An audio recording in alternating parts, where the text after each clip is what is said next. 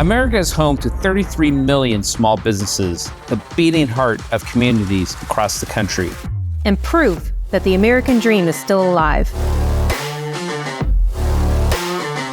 This is a show about those dreamers and doers and the communities they serve. Their real life stories. Their struggles and successes. Their grit, determination, and passion. And the people who fight to keep their American dream alive. I'm Alfredo Ortiz. I'm Elaine Parker. And it's time for another episode of Main Street Matters, America's small business megaphone. Hi, and welcome to Main Street Matters, America's small business megaphone. I'm Elaine Parker. And I'm Jordan Bruno. Thanks for sitting in today, Jordan, for Alfredo Ortiz, who is not able to be with us. You can subscribe to the show at salempodcastnetwork.com or wherever you get your podcast from. If you want to watch us, you can also go to our YouTube channel at Job Creators Network, or you can go to our website and watch us right there at jobcreatorsnetwork.com. Today, we're excited to be joined by Dr. Jeff Gunter. Dr. Gunter is running for Senate in Nevada. He's described as a dedicated physician, accomplished diplomat, family man, and American patriot. Before taking the leap into politics, Dr. Gunter established his dermatology practice in 1992. In his diplomatic role, Ambassador Gunter's tenure as the United States Ambassador to Iceland under President Donald Trump was marked by significant achievements in strengthening U.S.-Iceland relations. Transitioning from his extensive background in medicine and diplomacy, Ambassador Gunter is now pursuing a seat in the U.S. Senate to represent Nevada. Mr. Ambassador, welcome to Main Street Matters, America's small business megaphone. Awesome to be here. Small business, the fuel, the energy that runs America. So couldn't be more honored to be here.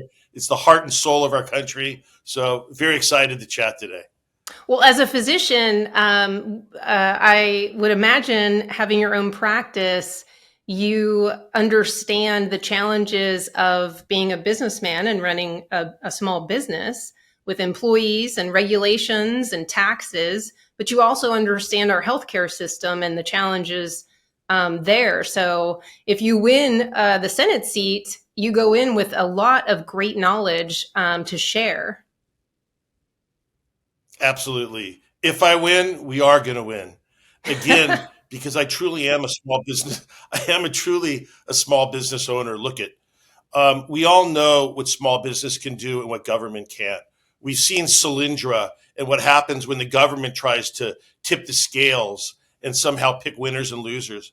But when you really have the great entrepreneurs compete and take care of a need, that's the greatness of America. And that's what I did in my rural dermatology clinics. We addressed needs in the rural community. We decided that, wow, in the cities, it's easy to access a physician, but in the rural communities, let's say Lancaster, California, Ridgecrest, California, Pahrump, Nevada, even Waco, when we first went to Texas, had a huge need. And those are the needs that small businesses fill. That's how capitalism and that's how the greatness of America works. So having to meet a payroll every 2 weeks, having to have providers who are working for me every month, and expanding and growing and being able to dot your I's, cross your T's, and pay your taxes and actually provide a need and a service in healthcare has been an incredible, incredible blessing for me. But it also shows the greatness of small business and it shows the greatness of America. We really need more people, more representatives who have signed the front of a paycheck and not just the back of a paycheck. So, I mean, that is invaluable experience for us to represent. Yeah, especially in Nevada. It's a tourist-driven economy in Nevada. We need people that are welcoming. We need people who are running our government who understand the importance of people coming to Las Vegas, coming to Reno, enjoying the outdoors, enjoying, gaming, enjoying sports as we're seeing. It is the great engine of America. The economics of America is really, truly what creates freedom. People don't want a handout. They want a hand. They don't want more regulation. They want less regulation. They want the government to protect them and more or less get out of their way and let them do great things as small business people. Well, Jeff, how did you get into, let's kind of go back and to the beginning. How did you decide you wanted to be a doctor? Because you've had quite a career, going from a doctor to a diplomat, and now you're looking at politics. It's quite a big jump from the beginning. What made you decide to be a doctor to begin with? It's a great question, and it's helping people. And like so many of us, probably so much like you guys, I mean, you're doing what you're doing because you saw a need and you want to make a difference in our society, a difference in our world. For myself as a young kid, basically I had a family that was ravaged by cancer. And I decided that I wanted to make a difference. And I never thought I quite had it in me to be a physician. And I was watching all those kids go to the library every night when I was an undergraduate at Berkeley.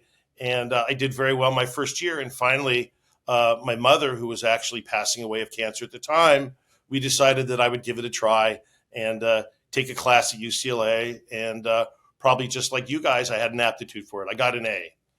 And then I decided to go to medical school. And then I decided dermatology was a great specialty for me because I have the ability to connect with people.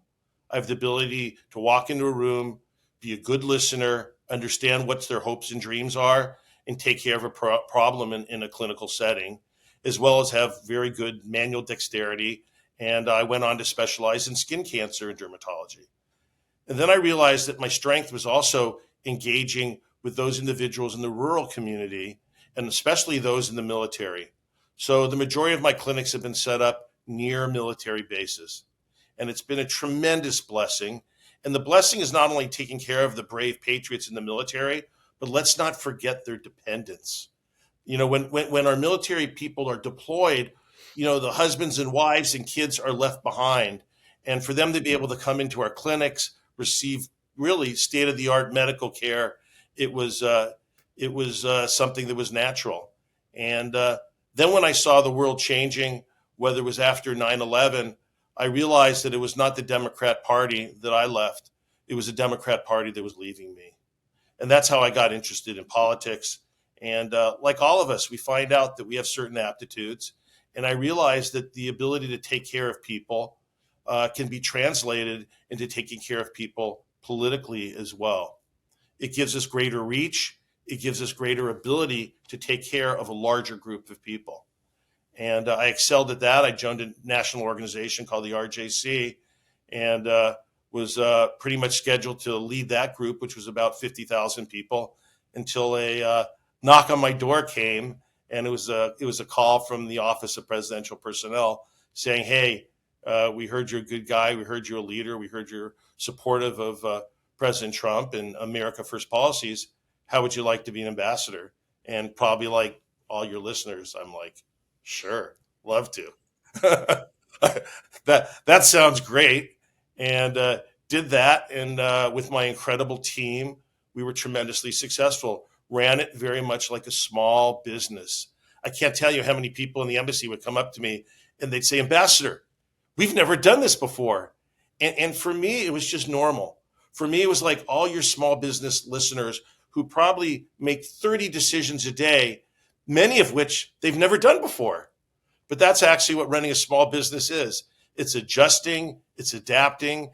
And that's what we did in Iceland. That's why we were tremendously successful. And that's why we received the praise of President Trump, who is the ultimate entrepreneur. And he took his incredible skills and he applied them to being the president of the United States. And then I came back and then I said, geez, this world is unrecognizable from when I left. Whether it was the restrictions that they were putting on people, forcing people to get vaccines, forcing people to wear masks, just pounding down small businesses. You can't have your pizzeria open, but they're going to let essential businesses like movie studios stay open. So they were just hammering small businesses in Nevada as well. Look at people who were forced to stay home during the pandemic. It was just flat out wrong. And then you say, well, why was I going to run? Well, I had the foreign policy experience. I've treated Nevada patients for 28 years, including skin cancer. And if not now, when, and who else would it be but myself? So that was my long-winded journey, you guys, to where I am today. Great story. Thanks for sharing that. That's a really, wow, what a compelling story. Nevada just seems like such an interesting political state. It really is truly such a swing state. What we're hearing so much from our small business owners is they're just getting crushed by inflation. They're trying to pass off the increased costs onto their consumers, trying to absorb some of it with limited success because there's only so much a person is willing to pay for a burger out or a beer. And from what I understand, Nevada's really ground zero of the inflation problem because there are so many hardworking wage earners there. Can you just give our listeners a little bit of your on-the-ground perspective of the political dynamics in Nevada right now? I think people are fed up. I think they've had enough.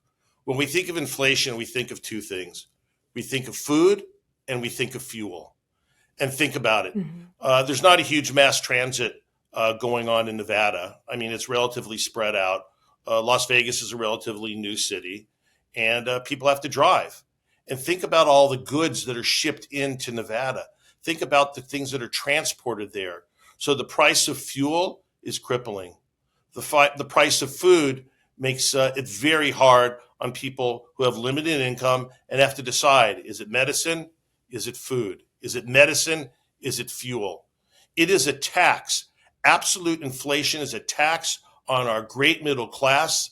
It's a tax on small business owners who are constantly paying attention to what's coming in and what's going out. The beauty of Nevada is that the electorate does not want to be like California anymore. No offense to Californians. I'm a California refugee. I am as well. Oh, okay. Be strong. Yeah. So absolutely. They don't want to be California anymore.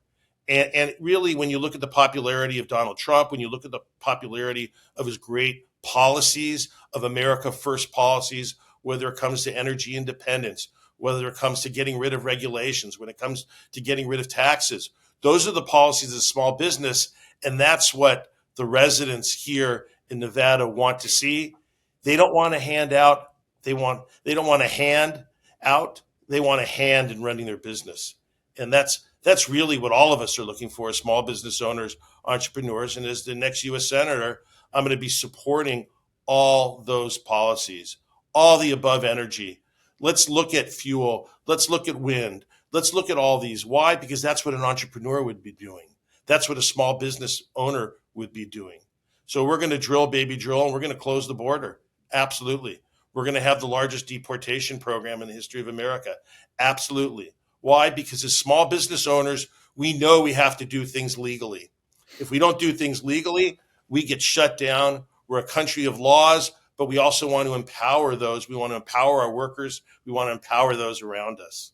Jeff, in your experience, I talked about you being a small business owner and a doctor. And again, I love that perspective. At Job Creators Network, we have a healthcare policy framework that we worked on actually with physicians across the country and gotten input from them on it in building a free market framework. It's called Healthcare for You.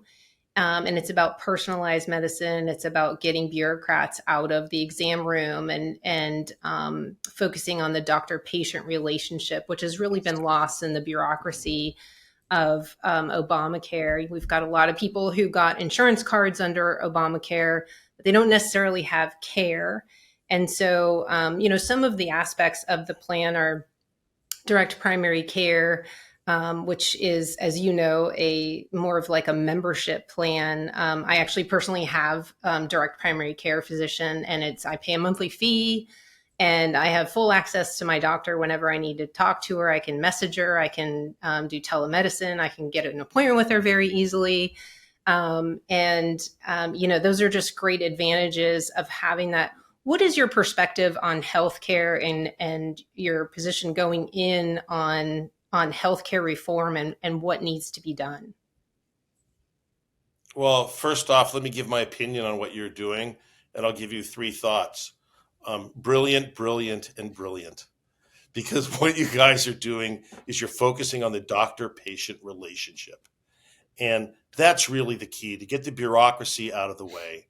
We all know what the federal government can do as far as hurting that doctor-patient relationship. So being able to create access to care, being able to have a physician, being able to get rid of Obamacare, which is not really care. I mean, the deductibles are terrible. People are incredibly disappointed with it. I understand the need, but we watched them set up $1 billion website when Obamacare came out. That tells you the efficiency of the government versus the efficiency of small business. And I don't think I've met a single individual in the small business or even large business who ever spent $1 billion on a website that didn't work when it first got rolled out. So my feeling is it's a great idea. I believe that the heart and soul of America is the healthcare business, the healthcare industry. It's an extremely large portion of our GDP, but it touches the lives of everybody. And, it sounds a little different, but if you think about it, what do dictators around the world do, whether you're terrorist organizations, whether you're in Venezuela or you're other places like that? What's the first thing that they focus on when they try to take over a country or take away the rights of people? They focus on healthcare. They really do. They talk about what they're providing these people. Now, granted, they're beating them down. They're keeping them down. They're not helping these people, but they understand the importance of healthcare to people. It's taking care of them. And America does have by far the greatest healthcare system in the world. I've been around all of them. I've been around the healthcare in the Netherlands. My mother was born in Canada.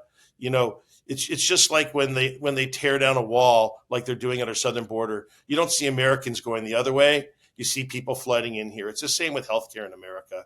You see people from Canada who don't want to wait, 9 months to have a tumor taken out or have their hip replaced. What do?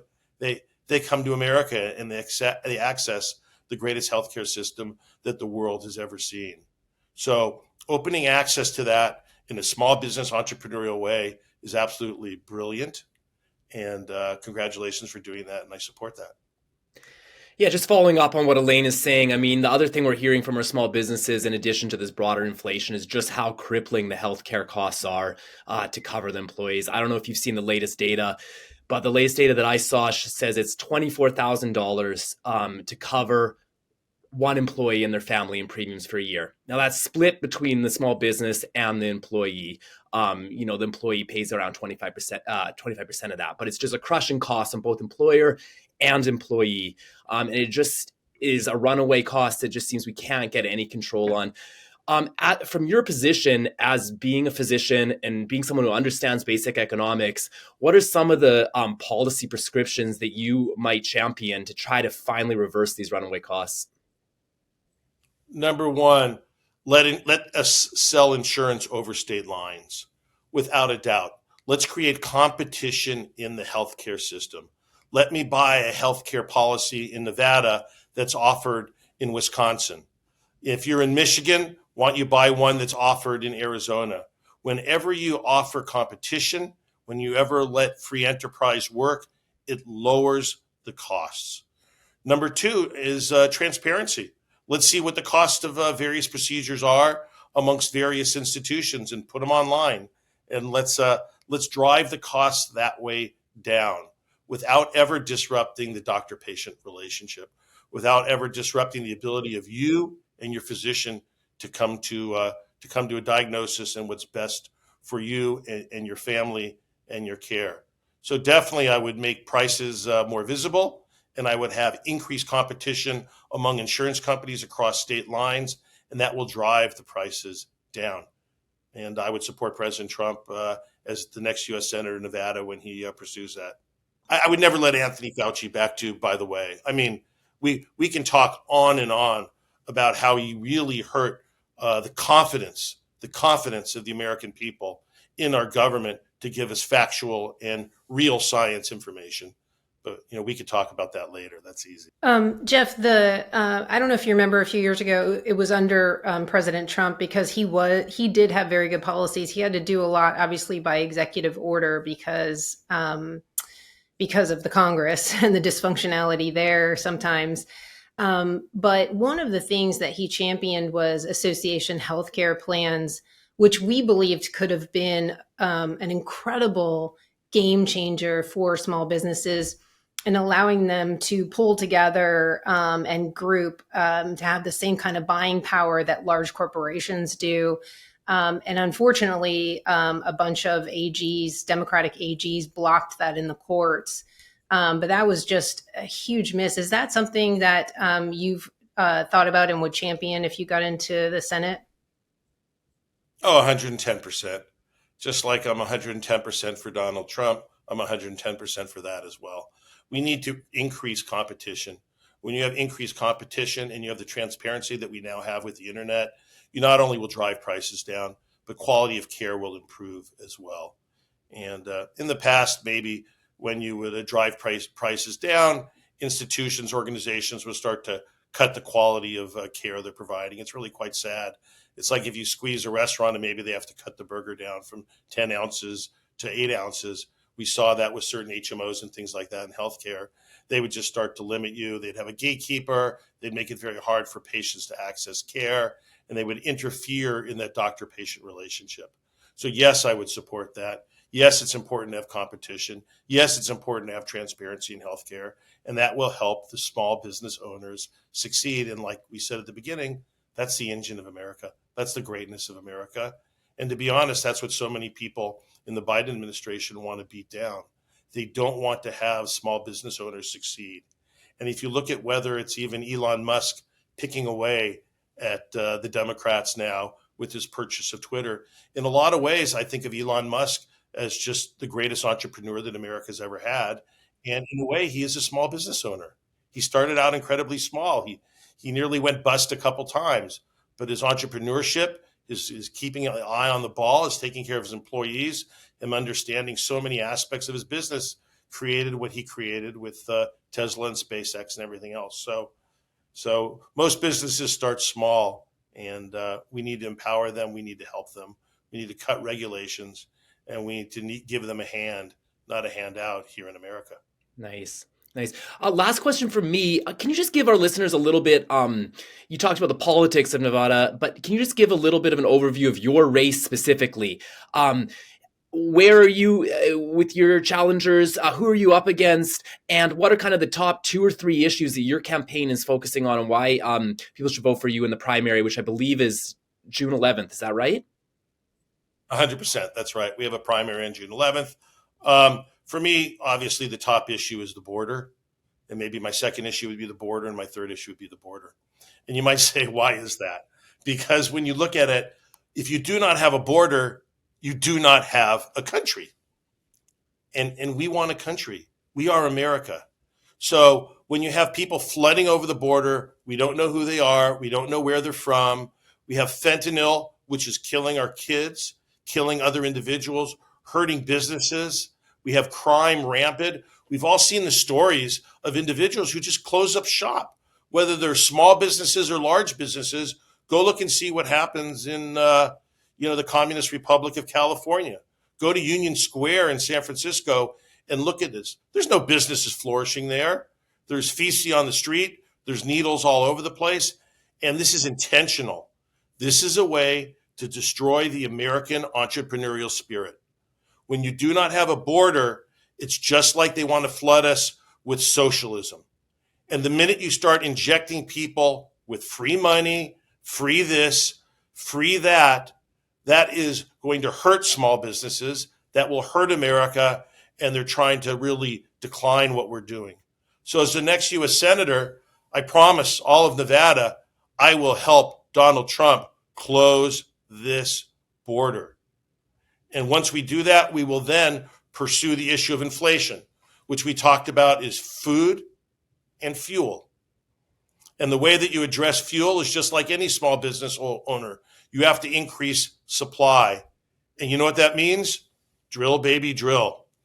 And we have great oil assets here in America. We need to be an oil exporter, not an oil importer from Iran and Venezuela and all these other countries that want us to decline. Thirdly, and this is very relevant for small businesses, I am absolutely against mandatory vaccines and mandatory masks. The real science, as we saw in the Cochrane study, showed that masks do not work. So for me to think that you have small business owners out there in Nevada who are being forced to wear a mask, it's wrong. It's not the science. We want you to succeed and we want you to flourish. And it's the same thing with vaccines as well. This is America. People should be able to choose.